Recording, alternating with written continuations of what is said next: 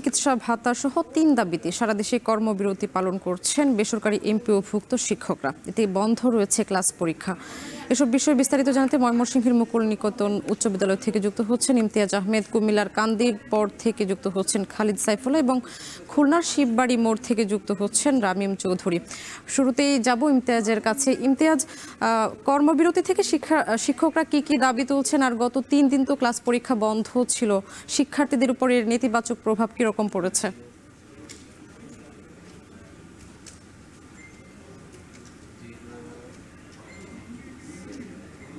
শিক্ষকদের উপর ঢাকায় পুলিশি নির্যাতন এবং বাড়ি ভাড়া, চিকিৎসা ভাতা দাবিতে কিন্তু সারা দেশের যারা বেসরকারি এমপিভুক্ত শিক্ষক রয়েছেন তারা কিন্তু আন্দোলন করে যাচ্ছেন। আজকে 3য় দিনের মতো ময়মনসিংহেও যতগুলো এই অঞ্চলে বেসরকারি এমপিভুক্ত স্কুল রয়েছে সেখানকার শিক্ষকরা তারা কিন্তু কর্মবিরতি করে যাচ্ছেন। আমরা রয়েছি ময়মনসিংহের ঐতিহ্যবাহী প্রাচীন একটি বিদ্যাপীঠ মুকুল নিকেতন উচ্চ বিদ্যালয়, এবং এখানে আসার পর যেটা দেখতে পেরেছি যে প্রায় 2800 শিক্ষার্থী রয়েছেন, 160 জনের অধিক শিক্ষক রয়েছেন, কর্মচারী রয়েছেন।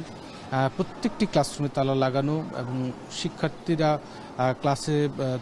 ক্লাস হচ্ছে না, পাশাপাশি ক্লাস পরীক্ষা বন্ধ রয়েছে। একটা স্থবির অবস্থায় রয়েছে এই শিক্ষা প্রতিষ্ঠানটি, এবং এখানে যারা বসে আছেন শিক্ষকদের এক অংশ আমরা দেখতে পাচ্ছি এবং আরেক অংশ ঢাকায় তারা আন্দোলনরত অবস্থায় রয়েছেন। মূলত তারা যেটা বলছেন যে আসলে এই আন্দোলনের শিক্ষকরা যেটা জানাচ্ছেন যে বর্তমানে যে দ্রব্যমূল্যের ঊর্ধ্বগতি, চিকিৎসা, স্বাস্থ্যসহ অর্থনৈতিক যে জীবনযাপনের যে একটা খরচ, সেখানে কিন্তু চরম বৈষম্যের শিকার হচ্ছেন এই বেসরকারি শিক্ষকরা, এবং এতে করে মূলত এই যে প্রভাবটা সেটি কিন্তু শিক্ষার্থীদের উপরেও পড়ছে, কারণ সঠিকভাবে পাঠদান ক্ষেত্রেও তাদের বাধাগ্রস্ত হতে হচ্ছে। আর যেখানে আসলে মূলত শিক্ষকদেরকে বলা হয় মানুষ গড়ার কারিগর, তারা যখন একটা ন্যায্য দাবি নিয়ে তারা ঢাকায় আন্দোলনে যায়, সেখানে যখন তাদের উপর তাদেরকে হেনস্থা করা হয় সেই বিষয়টিরও তারা তীব্র নিন্দা জানাচ্ছেন। এবং তারা যেটা মোটা দাগেই বলছেন যে 20% বাড়ি ভাড়া, 1500 টাকা মেডিকেল ভাতা এবং কর্মচারীদের জন্য 75% উৎসব ভাতা, এবং সেই সাথে যারা শিক্ষক রয়েছে তাদের শতভাগ উৎসব ভাতার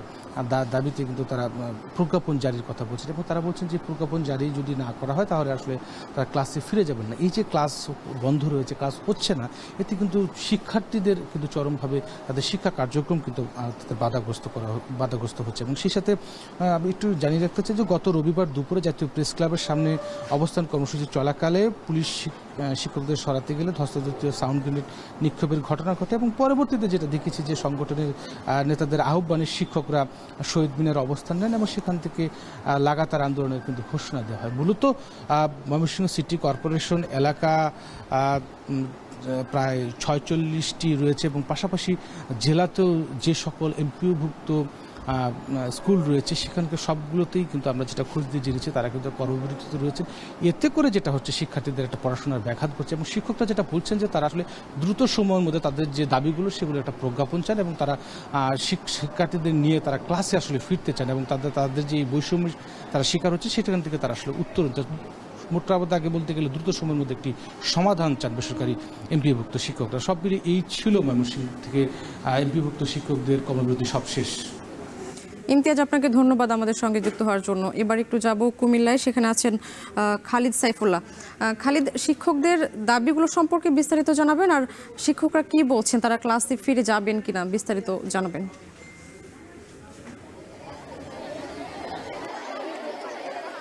স্বামী, কুমিল্লার বিভিন্ন শিক্ষা প্রতিষ্ঠানে কিন্তু আজকে সকাল থেকে কর্মবিরতি চলছে। ঢাকায় শহীদ মিনারের শিক্ষকদের যে আন্দোলনে পুলিশি হামলার প্রতিবাদে যে কর্মসূচি আমরা সারা দেশব্যাপী দেখছি, তারই অংশ হিসেবে নিবন্ধিত বেসরকারি শিক্ষা প্রতিষ্ঠানগুলোতে কিন্তু শিক্ষকরা এই কর্মবিরতি পালন করছেন।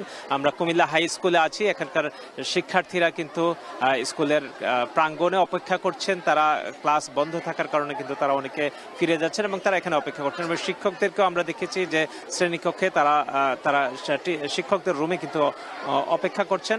তারা বলছেন যে তাদের যে দাবিগুলো রয়েছে, তারা যে দীর্ঘদিন যাবৎ বঞ্চিত শিক্ষকরা, সেই দাবিগুলো সরকার পূরণ করবে। বিশেষ করে আজ কিছুক্ষণ আগে কুমিল্লার কান্দিরপাড়ে বাংলাদেশ শিক্ষক ফেডারেশন কুমিল্লা জেলার শিক্ষকরা মানববন্ধন করেছেন। সেখান থেকে তারা দাবি করেছেন যে শিক্ষকরা দীর্ঘদিন যাবৎ বঞ্চিত হয়ে আসছে। শিক্ষার মতো মহান পেশার সাথে জড়িত এই শিক্ষকরা যাদেরকে শিক্ষা দিয়ে থাকেন, সেই পুলিশই তাদের উপরে হামলা করেছে, যার খুবই ন্যাক্কারজনক, এবং তারা তার নিন্দা জানিয়েছেন।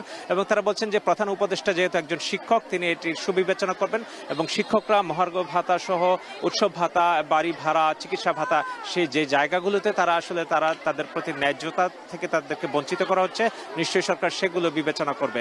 কারণ শিক্ষকরা আসলে দীর্ঘদিন যাবতে আন্দোলন করে আসছেন, বিভিন্ন সরকারের সময় তারা তাদের এই ন্যায্য অধিকারের জন্য আন্দোলন করে আসছেন, কিন্তু সরকার বর্তমান যে প্রেক্ষাপট, অর্থনৈতিক প্রেক্ষাপট, সেই অনুযায়ী কিন্তু তাদেরকে বেতন ভাতা সুবিধা তারা দিচ্ছেন না, যার কারণে অনেক শিক্ষকরাই মানবেতর জীবনযাপন করছেন। তারা বলছেন যে নিশ্চয়ই সরকার এই বিষয়গুলো বিবেচনা করবেন, কারণ বাংলাদেশের বেশিরভাগ শিক্ষার্থীরাই কিন্তু বেসরকারি শিক্ষা প্রতিষ্ঠানগুলোতে অধ্যয়ন করে থাকে এবং এই পেশার সাথে সম্পৃক্ত শিক্ষকরা দীর্ঘদিন যাবতই তাদেরকে শিক্ষা দিয়ে থাকছেন এবং তাদের যে ন্যায্য দাবিগুলো, সেগুলো কিন্তু সরকারের কাছে পৌঁছে, কিন্তু খুবই ন্যূনতমভাবে 100 থেকে 500 টাকা পর্যন্ত বৃদ্ধি করা হচ্ছে, যা আসলে তাদের জন্য এই সময় টিকে থাকা অনেক বেশি কঠিন। সামনে এবার কর্মবিরতির বিষয়ে বিস্তারিত জানাতে খুলনা থেকে যুক্ত হচ্ছেন রামিম চৌধুরী। রামিম, শিক্ষার্থীরা কি বলছেন আর তাদের কর্মবিরতির কারণে শিক্ষার্থীদের ক্লাসে কেমন ব্যাঘাত ঘটবে, বিস্তারিত আপনার মাধ্যমে জানতে চাচ্ছি। আপনি জানেন যে গত 2 দিন ধরে কিন্তু শিক্ষকরা নানা রকম দাবি আদায়ের লক্ষ্যে কর্মবিরতি পালন করছে। আজকে 3য় দিন, আজকেও কিন্তু খুলনাতে একই রকম অবস্থা সারা দেশের মতো। আজকে কিন্তু খুলনাতে মানববন্ধন কর্মসূচির ডাক দিয়েছেন শিক্ষকরা। এমপিওভুক্ত বিভিন্ন শিক্ষা প্রতিষ্ঠানের যারা শিক্ষক কর্মচারীরা রয়েছেন, তারা আজকে নগরীর শিববাড়ি মোড়ে শিক্ষক সমাবেশ এবং মানববন্ধনের ডাক দিয়েছেন। তাদের যে কথা রয়েছে যে চাকরি জাতীয়করণ করা, 20% বাড়ি ভাড়া বাড়ানো এবং 1500 টাকা চিকিৎসা ভাতা সহ কর্মচারীদের 75% উৎসব ভাতার দাবি করা হয়েছে। কিন্তু এখানকার শিক্ষকরা যেটি বলছেন যে মূলত কিন্তু গত 2 দিন আগে যে ঢাকায় শিক্ষকরা সমাবেশ করছিল, ঠিক সেই সময়তে কিন্তু তাদের উপরে হামলা করা হয়, পুলিশি হামলা, এবং তারই প্রতিবাদ কিন্তু এখানে তারা জানিয়েছেন। এর পাশাপাশি তারা যেটি বলছেন যে শিক্ষকরা যে বাড়ি ভাড়া পায় বা এখানে শিক্ষকরা যে চিকিৎসা ভাতা পায়, সেটি কিন্তু পর্যাপ্ত না, যার কারণে কিন্তু তাদের এই আন্দোলন। এবং তারা চাচ্ছেন যে এই যে তাদের যে দাবি, সেই দাবি কিন্তু পূরণ করতে হবে, এবং এই দাবি যতক্ষণ না পর্যন্ত পূরণ হবে ততক্ষণ পর্যন্ত কিন্তু তাদের যে আন্দোলন, সেই আন্দোলন কিন্তু তারা চালিয়ে যাবে। গত 2 দিন ধরে কিন্তু খুলনার কোনো শিক্ষা প্রতিষ্ঠানেই এই যে এমপিওভুক্ত যে শিক্ষা প্রতিষ্ঠানগুলো রয়েছে, কোনো জায়গাতে কিন্তু শিক্ষা দেওয়া হয়নি। তারা কিন্তু একেবারেই কর্মবিরতিতে রয়েছেন। এর পাশাপাশি আজকে কিন্তু শিক্ষা প্রতিষ্ঠানগুলো বন্ধ রাখার পাশাপাশি তারা মানববন্ধন কর্মসূচি ডাক দিয়েছেন। এখানে আমরা দেখেছি যে শত শত শিক্ষক কর্মচারী তারা কিন্তু এখানে উপস্থিত হয়েছেন। গত 2 দিন ধরেই কিন্তু এই কর্মবিরতি চলছে, আজকেও কিন্তু 3য় দিন। এখানে আমরা দেখছি যে খুলনা জেলা এবং মহানগরের বেশিরভাগ স্কুলের যে শিক্ষকরা রয়েছেন, তারা কিন্তু এখানে এসেছেন। আজকে আমরা শিক্ষকরা যেটি বলছেন যে মূলত কিন্তু তাদের এই যে দাবিগুলো রয়েছে, সেই দাবিগুলো মানতে হবে সরকারের। গত কয়েক মাস আগেও কিন্তু এই বিষয়ে কথা হয়েছে, কিন্তু কোনো রকম আইনি পদক্ষেপ কিন্তু নেওয়া হয়নি। তো সেক্ষেত্রে আইনি পদক্ষেপ নিতে হবে এবং দ্রুত এই বাস্তবায়ন করতে হবে বলে জানিয়েছেন তারা। তো এই ছিল আমার কাছে খুলনা থেকে শিক্ষক কর্মবিরতির সবশেষ খবর। রামিম, আপনাকে অসংখ্য ধন্যবাদ আমাদের সঙ্গে যুক্ত হওয়ার জন্য। বেসরকারি শিক্ষকদের কর্মবিরতির বিষয়ে বিস্তারিত জানাচ্ছিলেন আমাদের সহকর্মীরা।